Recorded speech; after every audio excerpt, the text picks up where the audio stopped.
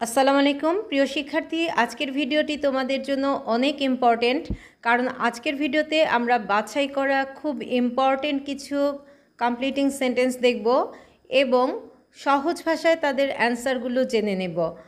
আর সেই সাথে আজকের ভিডিওতে কমপ্লিটিং সেন্টেন্স সম্পর্কে তোমাদের খুব কমন একটি প্রশ্নের উত্তর দিব। আর তাই আশা করি ভিডিওটি পুরোপুরি দেখবে এবং শেষ পর্যন্ত আমার সাথেই থাকবে। প্রিয় শিক্ষার্থী, আজকের আমাদের প্রথম যে কমপ্লিটিং সেন্টেন্স সেটা হলো we are late, the class will start soon, walk fast lest. এটার অ্যান্সার হবে we should miss the class.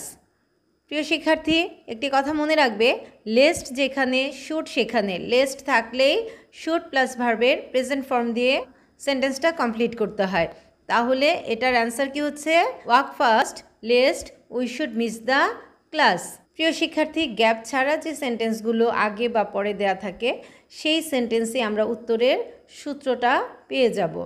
তারপর দেখো, we are A free nation now, 1971 is the year when we became free. তাহলে আমাদের answer হলো we became free. এখানে যেহেতু 1971 সাল অতীতকাল, এই জন্য আমরা সিম্পল পাস্ট টেন্স করেছি। তারপর দেখো, I was really in a great danger, আমি সত্যি অনেক বিপদে ছিলাম। He came here with a view to helping me. এটা কিভাবে করলাম আমরা? প্রিয় শিক্ষার্থী, উইথ এ ভিউ টু একটা প্রিপজিশনাল ফ্রেজ, আর প্রিপজিশনাল ফ্রেজের পর সবসময় ভার্বের সাথে আইএনজি হয়। আর উইথ এ ভিউ টু খুব কমন একটা প্রিপজিশনাল ফ্রেজ, যেখানেই তোমরা উইথ এ ভিউ টু দেখবে তারপর ভার্বের সঙ্গে আইএনজি যোগ করবে। এটা রাইট ফর্ম অফ ভার্বের ক্ষেত্রেও হতে পারে, কমপ্লিটিং সেন্টেন্সও হতে পারে, আবার উইথ ক্লুজ বা উইদাউট ক্লুজের ক্ষেত্রেও হতে পারে। তারপরের যে sentence, time has its wings, it was 5 years since we had last met. দেখো, সিন্সের আগের অংশ পাস্ট ইনডিফিনিট হলে পরের অংশটা পাস্ট পারফেক্ট টেন্সে হয়। এখানে ওয়াজ আছে, তার মানে এটা সিম্পল পাস্ট টেন্স, তাই পরের অংশটা আমরা কি করেছি? পরের অংশটা আমরা পাস্ট পারফেক্ট টেন্সে করেছি। তারপরের sentence, patriotism is a noble virtue. Patriotism বা দেশপ্রেম একটি মহৎ গুণ।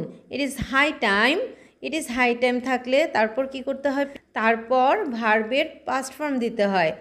তাহলে আমরা এখানে দিতে পারি উই লাভড আওয়ার কান্ট্রি, অথবা এটার উত্তরে আমরা এভাবেও লিখতে পারি we practised this virtue.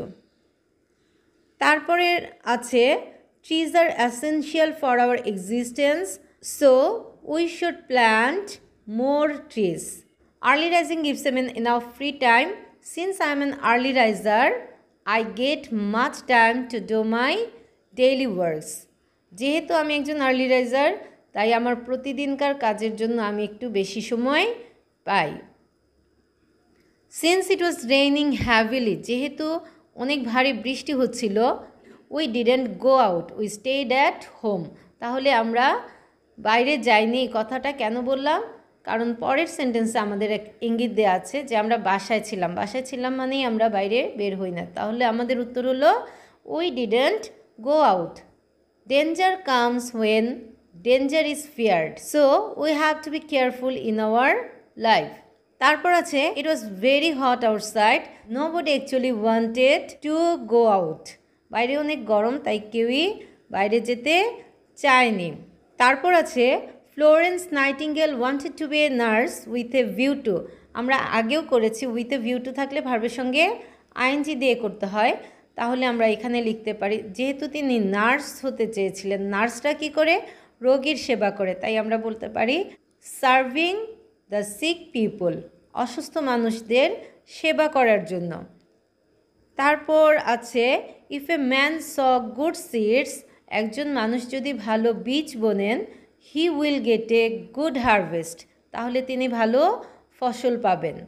I wish I could fly in the sky, if I had the wings of a bird I dash. এটা আমরা কিভাবে করব? ইফ আই হ্যাড, ইফ যুক্ত ক্লজে যখন হ্যাড থাকে এবং হ্যাডটা মেইন ভার্ব হিসেবে থাকে, এখানে মেইন ভার্ব হিসেবে হ্যাড বসেছে, আমরা কিভাবে বলতে পারি? কারণ হ্যাডের পর অন্য কোনো ভার্ব নাই, হ্যাড একাই বসেছে, তার মানে হ্যাড হচ্ছে মেইন ভার্ব। যদি হ্যাডের পর অন্য কোনো ভার্বের পাস্ট পার্টিসিপল থাকতো, ইন দ্যাট কেস হ্যাডটা অক্সিলারি হতো। তো এখানে যেহেতু হ্যাড মেইন ভার্ব, তাহলে আমরা সেকেন্ড কন্ডিশন করব, অর্থাৎ if plus past indefinite plus would plus ভার্বের base form.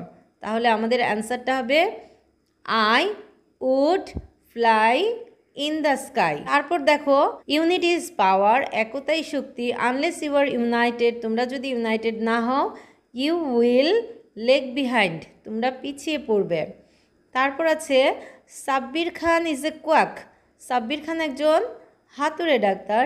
He behaves as though he war an MBBS দিতে পারো, অথবা হি ওয়ার এ ডক্টর। তারপর আছে many people of our country are illiterate, আমাদের দেশের অনেক মানুষই নিরক্ষর। They do not know how to read and write, আমরা জানি নিরক্ষর ব্যক্তিরা লিখতে এবং পড়তে পারে না, তাই আমরা অ্যান্সার দিয়েছি they do not know how to read or write. তারপর আছে an unhealthy man can not enjoy life, একজন অসুস্থ মানুষ জীবনকে উপভোগ করতে পারেন না। এ প্রোভার্ব গোজ দ্যাট, প্রবাদে আছে যে, তাহলে এ প্রোভার্ব গোজ দ্যাট দিয়ে তো অনেক কিছু হতে পারে, কিন্তু আমাদের আগের সেন্টেন্সের সূত্র অনুযায়ী আমরা কি লিখব? হেলথ ইজ ওয়েলথ, স্বাস্থ্যই সম্পদ। তারপর আছে no sooner had he reached the station, আমরা জানি নো সুনার দিয়ে যখন শুরু হবে তখন আমরা কমপ্লিটিংয়ে কী লিখব? দেন দ্য ট্রেন লেফট, সে স্টেশনে পৌঁছাতে না পৌঁছাতেই ট্রেনটি ছেড়ে গেল। He behaved as if, as ইফের আগের অংশ যদি প্রেজেন্ট টেন্সে থাকে তাহলে পরের অংশে পাস্ট ইনডিফিনিট হয়, আর বি ভার্বের ক্ষেত্রে অয়ার হয়, যে কোনো সাবজেক্টের ক্ষেত্রে বি ভার্বের সঙ্গে অয়ার হয়। আর অ্যাজ ইফের আগের অংশ যদি পাস্ট ইনডিফিনিট টেন্সে থাকে তাহলে পরের অংশ পাস্ট পারফেক্ট হয়, আর যদি বি ভার্ব ব্যবহার করতে হয় সেখানে আমরা হ্যাড বিন ব্যবহার করব। এখানে অ্যাজ ইফের আগে বিহেভড আছে, যদি বি ভার্ব দিয়ে করি তাহলে আমরা দিতে পারি he had been a wise man, সে যেন অনেক জ্ঞানী ব্যক্তি। তারপরের সেন্টেন্স হলো you are a liar you can't eat a mango let alone 5 mangoes, একটাই খেতে পারো না, 5টা তো ভাবাই যায় না।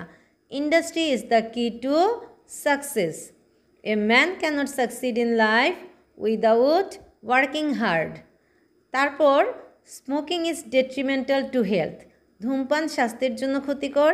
ইট ইজ হাই টাইম, যেহেতু ইট ইজ হাই টাইম আছে আমরা ভার্বের পাস্ট ফর্ম ব্যবহার করব, ইউ এর পর লিখব gave up smoking.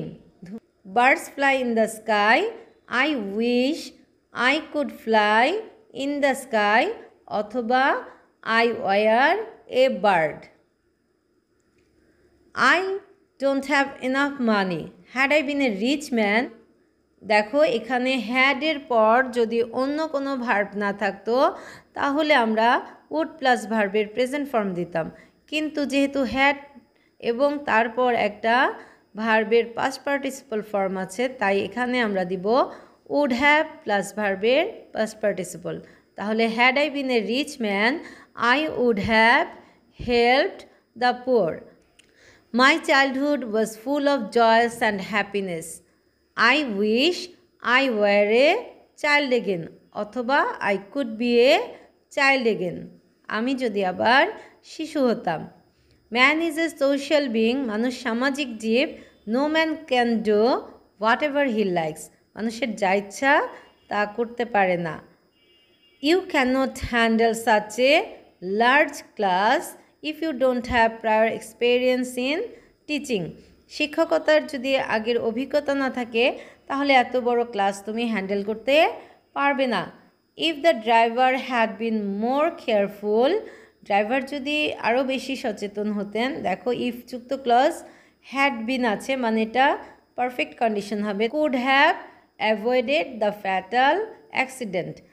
When ever he speaks in English, যখনই সে ইংলিশে কথা বলে হি মেক্স মিস্টেক্স, সে ভুল করে।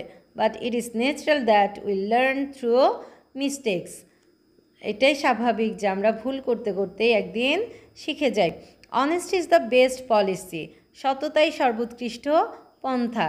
If you maintain honesty you will shine in life. তারপর আছে unity strength, united we stand, divided we fall. The bee is one of the busiest insects. It flies from flower to flower to collect honey. My HSC examination is knocking at the door.